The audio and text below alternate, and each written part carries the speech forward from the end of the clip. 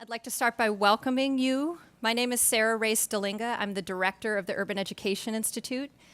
And it's such a pleasure to have you all with us this morning. This has been a morning and an event and a launch that we've been planning for some time. We're very excited about this. And your presence here really is such a wonderful testament to all that's great about the city of Chicago. And to see so many people taking time out of their busy schedules to be here to celebrate this event, but also we hope to dig in with us to ensure that the reports, the tool, and the training, and all that you're going to be learning today really is used throughout the city.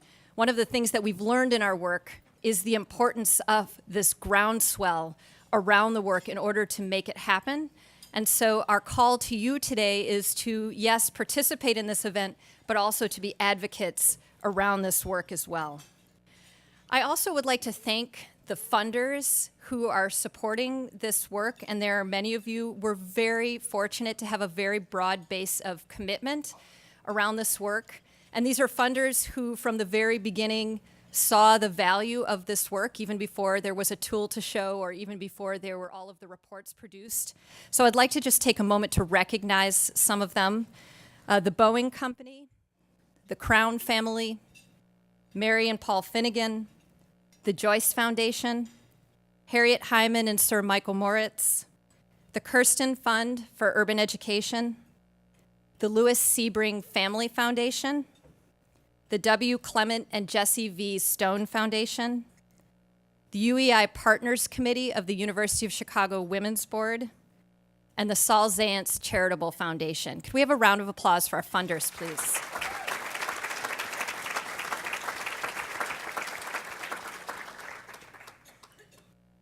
The To and Through Project's mission is to make Chicago the attainment city, a place where every ninth grader who aspires to earn a college degree has both the opportunity and the supports to do so.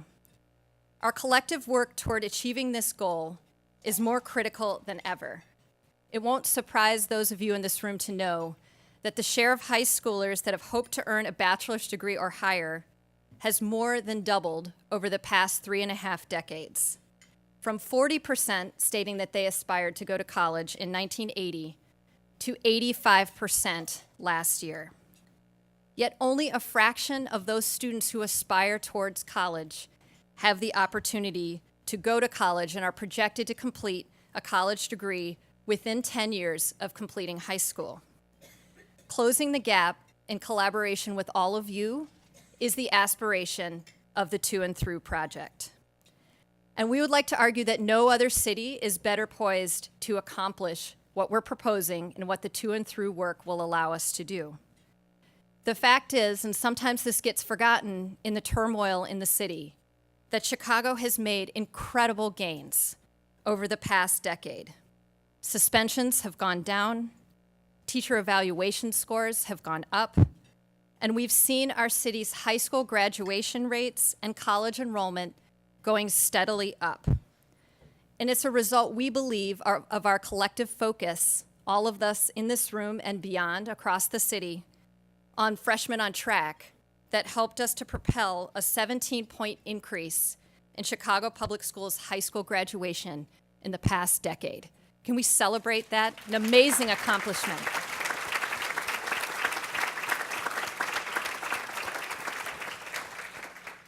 Importantly, those gains came without sacrificing student achievement. And this is one of the questions that we often get. Yes, more kids are graduating, but are we actually raising the bar and are students achieving at higher levels? And the answer is yes. ACT scores have been increasing every year, and even as thousands more students are making it to the junior year and taking the ACT.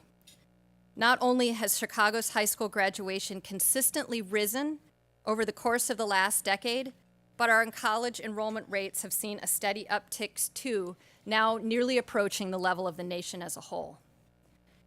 It's also important to point out that Chicago's gains stand out in comparison to the state and the nation. A study by the Center for Urban Education Leadership at the University of Illinois at Chicago found that from 2001 to 2015, student growth in Chicago exceeded growth elsewhere in the state among all racial subgroups. On the National Assessment of Educational Progress, or the NAEP, sometimes dubbed the nation's report card, Chicago's 4th and 8th graders have made significant jumps since 2003. With increases in math and reading achievement, often double and quadruple the gains seen elsewhere, Chicago's trajectory has defied the declines reported in many other cities across the country, as well as the stagnating progress of the nation as a whole, even amid budget cuts, leadership changes, and other major challenges.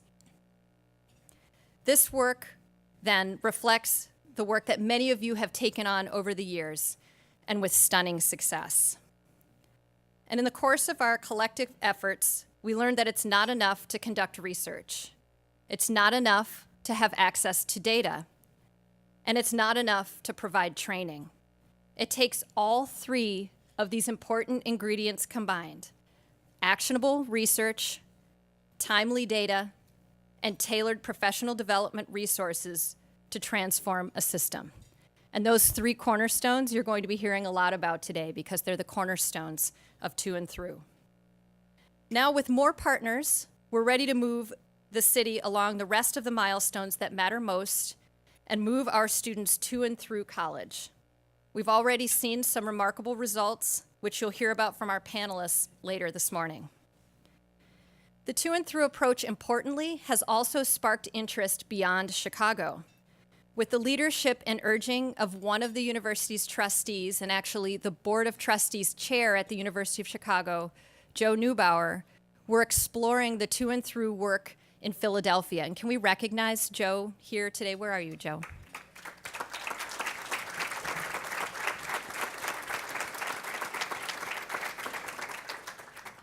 So we hope, with Joe's assistance and his vision, that we can share what we've learned in Chicago and hopefully extend the impact and influence of this work, this use of data, training, and research to a second city. And thank you so much, Joe, for your support in that.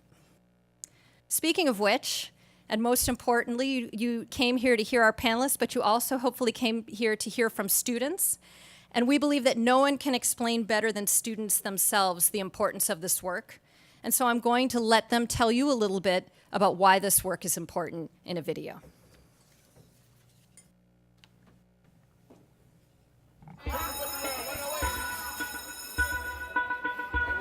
I feel college is going to just open the doors to the entire world.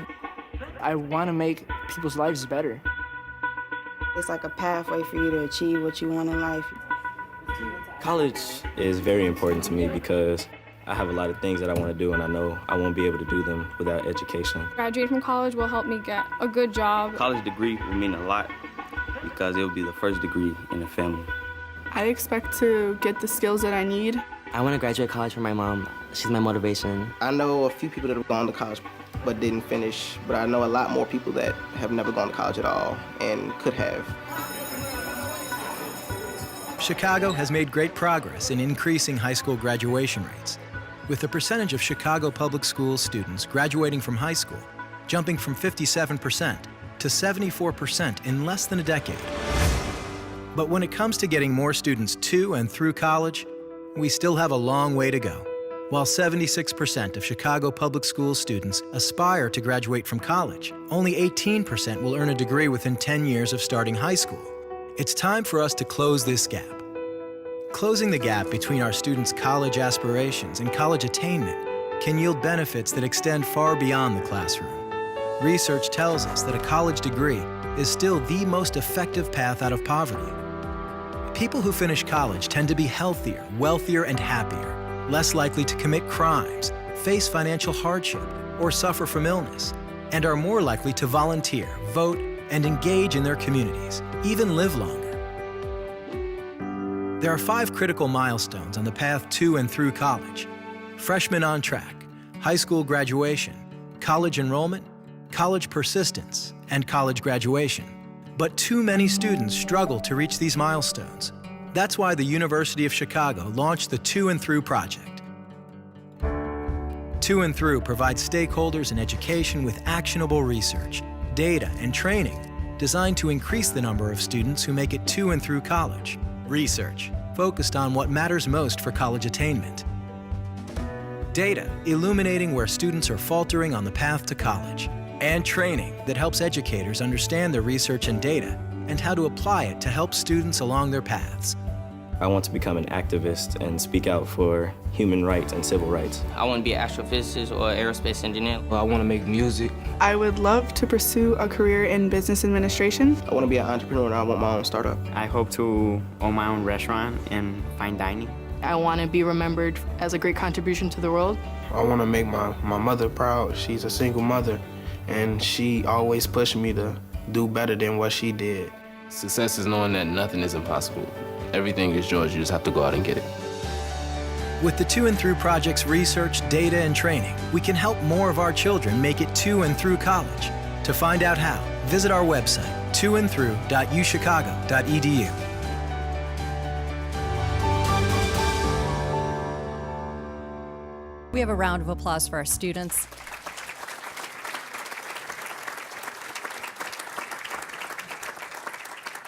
They are certainly why we are here today.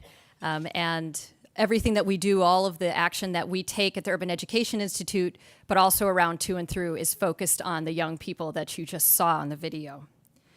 So ultimately and importantly, the To and Through project is a partnership among the University of Chicago's Urban Education Institute, Network for College Success, and all of you.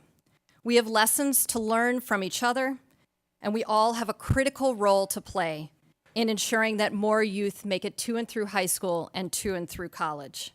It takes people from every Chicago community, every corner of the education landscape, K-12, higher ed, to support the college aspirations and the attainment of Chicago's youth. On that note, I am pleased to welcome the University of Chicago's president, Robert Zimmer, who has not only supported To and Through directly through his service on the UChicago Impact Board, but also his ongoing and relentless support of the Urban Education Institute. But he also importantly has supported the principles of To and Through with important initiatives at the University of Chicago to support low-income students, both in their application process, but also in their success and persistence at the University of Chicago. It's my pleasure to welcome President Robert Zimmer.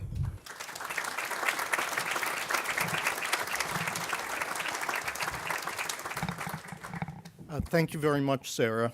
I wanted to begin by telling you two quick stories, one a personal story and one an institutional story. So a little more than 100 years ago, my grandparents got off the boat in New York City on Ellis Island. They had 3 small children with them. They had come from Europe. They spoke only Yiddish. And they made their way into the Lower East Side of New York. They had 3 more children. One of them was my father. They all went to New York City public school. They had started with nothing. They had lived in the same village in Eastern Europe as a family for hundreds of years. And this was a big departure for the family. So of the 6 children, they worked hard and were able to send one of them to college, who was my father, and they were able to send him to medical school as well. And I am the beneficiary of 2 things. One, the education that my father received, which changed the trajectory of his family, and of course the courage of my grandparents. Now, this is a story that I think many of you, in one way or another, can resonate with. Your particular family histories may be different, but it's a very common story for what happens among part of the population of this country.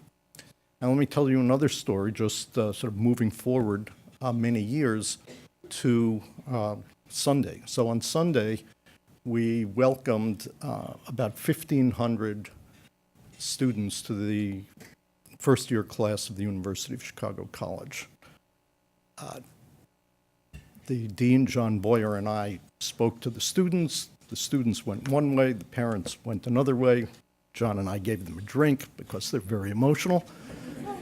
But we said hello to many of them. And I had one couple come up to me. And this happens fairly regularly. A couple came up to me and described their situation. They were both from Mexico. They're relatively recent immigrants into the United States. The father of the student who was entering the college spoke very weak English. The mother spoke much better English, and she described their situation to me, which is that they were both working but had not very much in the way of financial resources, and that their daughter had received a scholarship to come to the University of Chicago that covered all her expenses and would enable her to graduate without loans. Now, this is something that the University of Chicago has been deeply committed to, and the power of talking to parents who are in this situation and the sheer emotion of them simply wanting to see their children have opportunities that were different than their opportunities is quite startling. And it happens to me every year, and it happens because the alumni, the trustees, the donors, the friends, the parents, all connected to the University of Chicago, have given to the University of Chicago to enable all of this to happen. Both of these are good stories, and they're indicative or reflective of the power that education has to transform people's lives. On the other hand, we know that not far from here, in the city of Chicago, just like in many cities around the country has a lot of unfinished business. It has unfinished business that derives from particular history of the United States and its origins, and it has ongoing business for the immigrants coming to the country and for a broad range of the population. And I think from my point of view that as a society, as a collection of individuals, this is a test for all of us, which is what are we prepared to do? What are our values as a society? Are we going to really allow and just accept the fact that there are all these children who, for no reason except their particular circumstance that they happen to be born into, that these children do not have the same opportunities as others? I think it's unacceptable, and I know that all of you are here because you also believe it's unacceptable. So I want to say that University of Chicago has been and remains deeply committed to addressing this issue, because just as this question is asked of each of us as individuals of what are we prepared to do about this, institutions are asked the same question. And the question is, are you prepared to do anything, or are you prepared to do something? And I just want to say that we've been deeply committed to this at the University of Chicago. The To and Through project is a perfect example of the,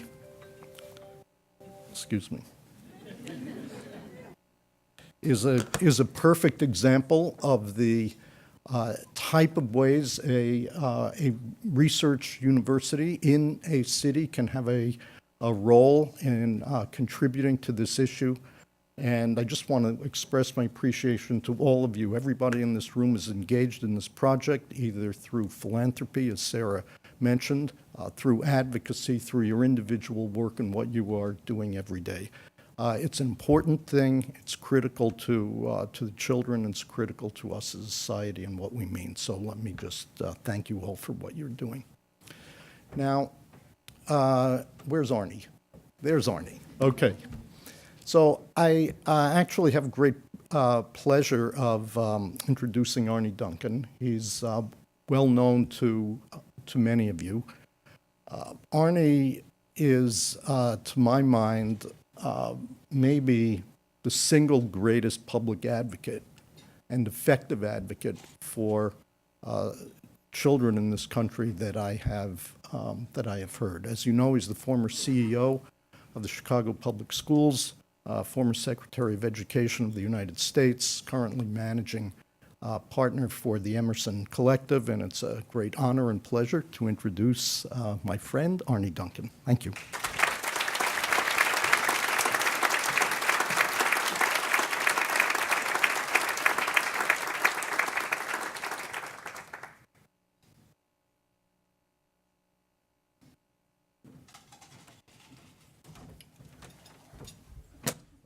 Good morning. Before I begin, please give President Zimmer a huge round of applause.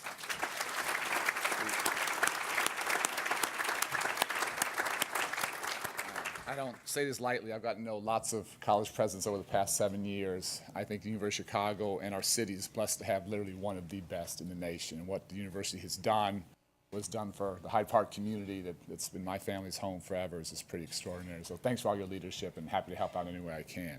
I'll say a couple quick things. I don't think you want a long lecture this early in the morning, and look forward to taking some of your questions. But for me, it's really a chance to sort of say thank you to the university and to others whose research is so important. And I'm all for good academic work. That's a obviously pretty big thing.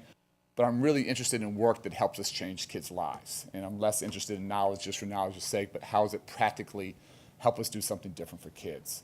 And I was sort of just reflecting past couple of days, there have been a couple times when research has fundamentally changed how I thought about how we better educate kids. And the university's been integral to two of those. The first one was going back more than a decade when John Easton, the consortia, used to come every year to our sort of CPS management team meeting. And we thought we were doing great work and test scores were going up and we were celebrating and feeling like we were making a real difference. And he came with data.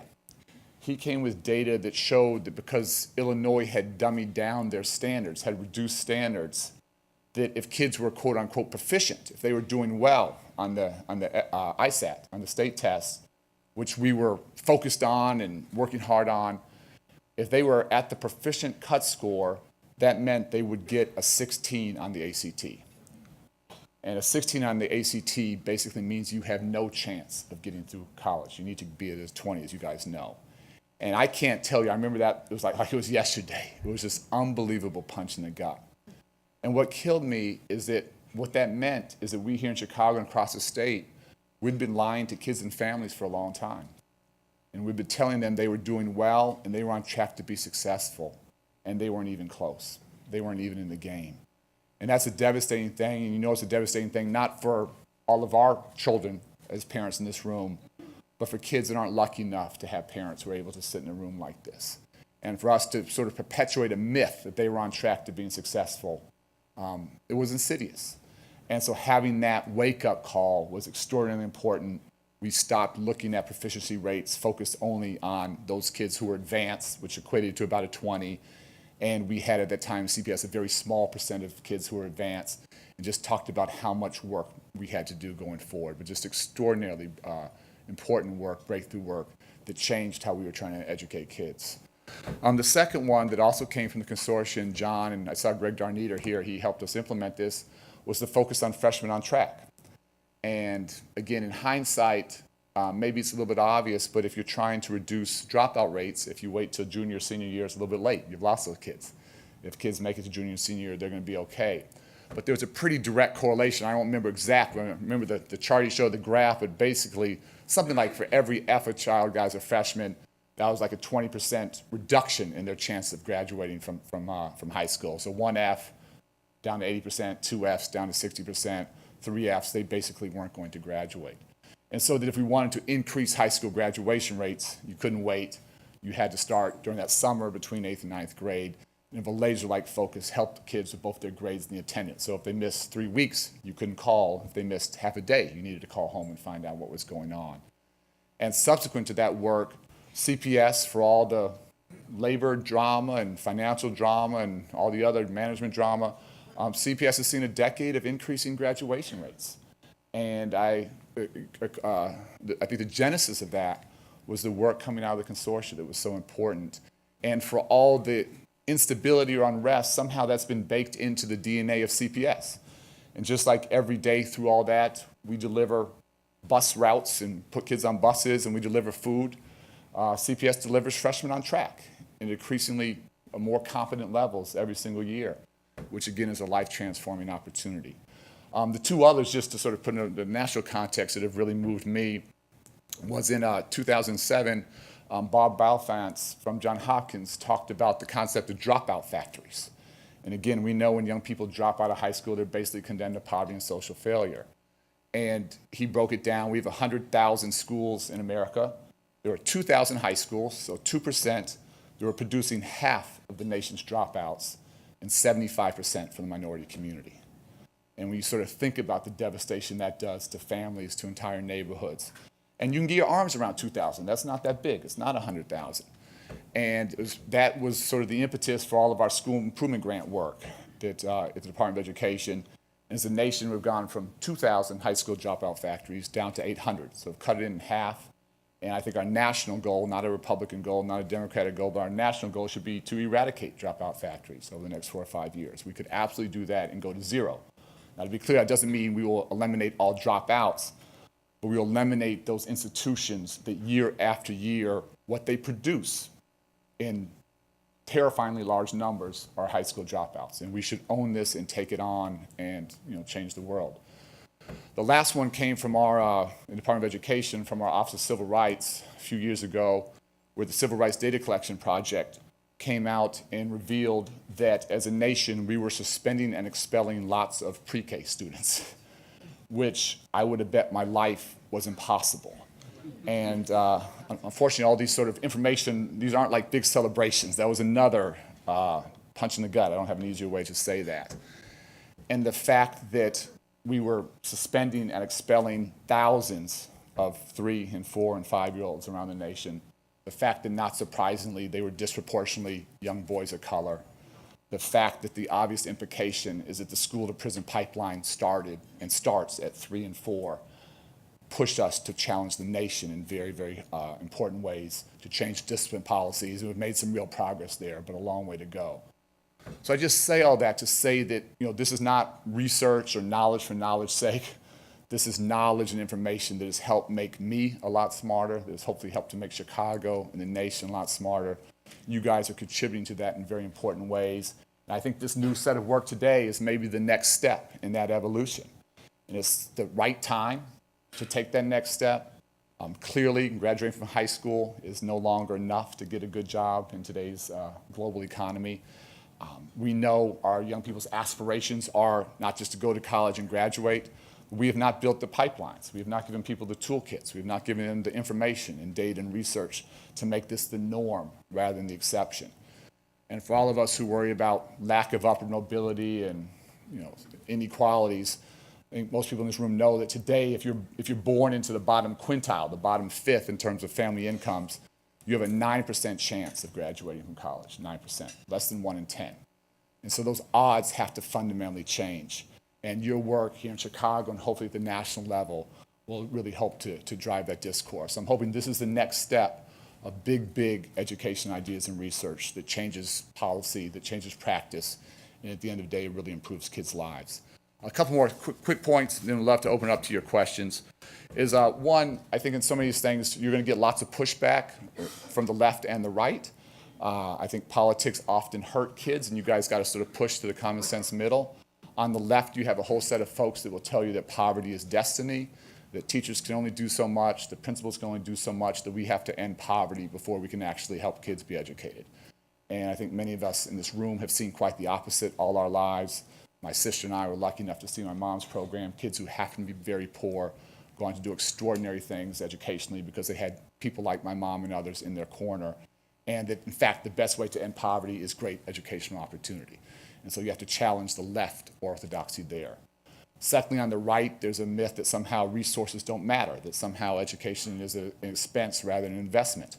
And yes, we cannot waste money, but where we can invest in tools and strategies that demonstrably make a difference in kids' lives, that's the best use of resources we can have. Secondly, on the right, there's always a push that's all about local control. Yes, we need to have local innovation and creativity, but when you have 2,000 high school dropout factories, that's not an issue of local control, that's a national crisis. and we need a national response to that. And so we need to learn from each other. We need to let folks innovate and be creative at the local level. But so much of this is fighting for our nation. I always say a great military is our best defense, the best education systems are best offense. And we're fighting to keep good jobs in the nation. So you have to push back on both the left and the right. Secondly, this is a time to have, I think, a very different definition of student success. And some things worked in No Child Left Behind, a lot didn't. That's another conversation. But the focus on a single test score, I thought, was a real problem. And I always say, if you have the best third grade test scores in the world, but a 50% dropout rate, it's hard to go get a job with your third grade test score. And now is an opportunity to think very differently about a whole host of indicators and metrics with accountability systems. And for me, it's always about long-term outcomes. And the most important long-term outcome is not high school graduation. That's a good starting point on the education journey, a good stepping stone, a milestone. But the goal has to be some form of completion beyond high school. 4-year university, 2-year community college, trade, technical vocational training. That has to be the goal, the aspiration, and the expectation for every single young person. And again, your research, I think, is going to push us that way. And then the final one, I think this is the right time for this, because with the new education law for the nation, states have a chance to rethink accountability systems. And I just want to push you guys very, very hard, not just to produce academic research, but to advocate for states to build this in, to bake this into their accountability systems.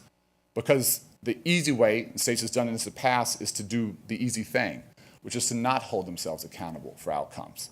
And under No Child Left Behind, 20 states, including Illinois, actually reduced their standards, dummied down standards, to make themselves look good.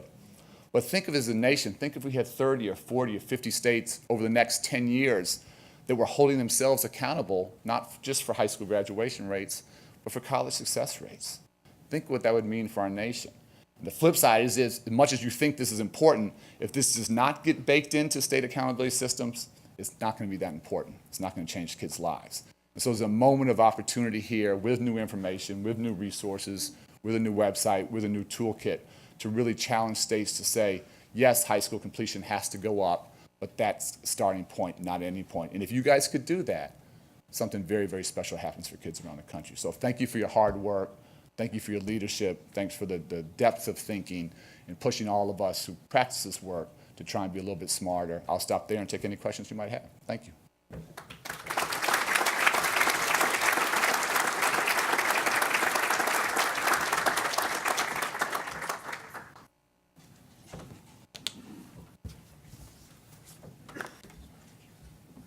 I get to pick them. No, you pick them. I don't want to add them. You go ahead. You go ahead. You read them. Oh. Take them all. I feel so fancy. So how does all of this work that we're doing here align with your new endeavor at the Emerson Collective to really bring opportunities to disconnected youth? Great question. I appreciate the chance to talk quickly about it. So what I'm basically working with are a set of young men in Chicago for whom lots of things, including the education system, did not work. And so there's not one young man I'm working with who has completed college. I have very few that have gone to college. Most didn't graduate from high school. And as a consequence, many of them are shooters here in Chicago. And so my focus now is really coming home, trying to reduce violence, reduce killings. For me, that was the biggest crisis facing the city. And we're working with these young men to do lots of different things. And I think job opportunities are hugely important, economic opportunities, and working through the social and emotional challenges and trauma that they've been through. Tim Schwartzfeger is helping me and others think about this. But I'll just say that I'm leaving here to go to Cook County Jail and meet with a set of the guys there. And it's just an obvious point, but to say it, of all the guys I'm meeting with the Cook County Jail, I'm going there pretty regularly, not one graduated from college. So the better you are, you guys are going to hopefully work me out of a job pretty soon. But again, the consequences, this is so much bigger than education, the consequences of not being educated, not being able to get a job in the legal economy, still having to support a family, and having the only option to be working in the illegal economy, that leads directly to the level of violence that we're seeing in our neighborhoods on the South and West Side.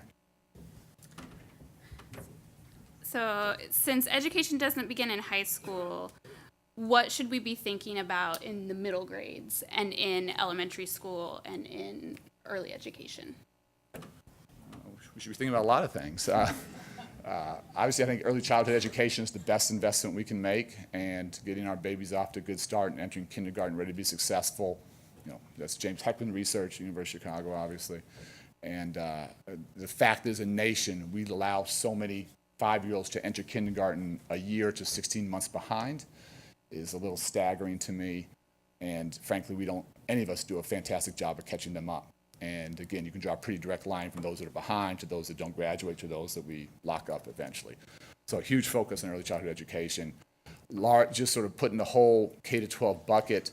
The other thing that I just think as a nation, we're not serious enough yet, not even close, is that if we truly believe great teachers and great principals matter, we have no incentives for the most successful, the hardest working, the most committed to work with the kids who need the most help, whether that's South and West sides of Chicago, whether that's rural America, whether that's on Native American reservations. We act like every teacher is created equal. And we should have lots of rewards, financial being some piece of that, but way beyond that, to find our most successful and have them work with the kids in the communities who need the most help. And the fact that we have, again, 15,000 school districts, theoretically labs of innovation, travel the country. We do not have one school district, not one in 15,000, that systemically identifies their most successful teachers and principals and puts them with the kids who need the most help. So we talk lots about achievement gaps. We talk lots about race and equity. I don't think we're serious. I think we lack courage. And so that would be my huge push, is to identify the talent and to put that talent where we need it. And it's a bit of a tough metaphor, but when the president wanted to go get Osama bin Laden, he didn't just randomly select some people for that job. He selected the Navy SEALs. He selected the best of the best. And somehow I think education is as important, if not more important, than fighting wars. But we got to identify that talent, not be scared about it, reward them, compensate them, make them national heroes, but then encourage them to go to the communities that need the most help. So a couple of other ideas beyond the high school side.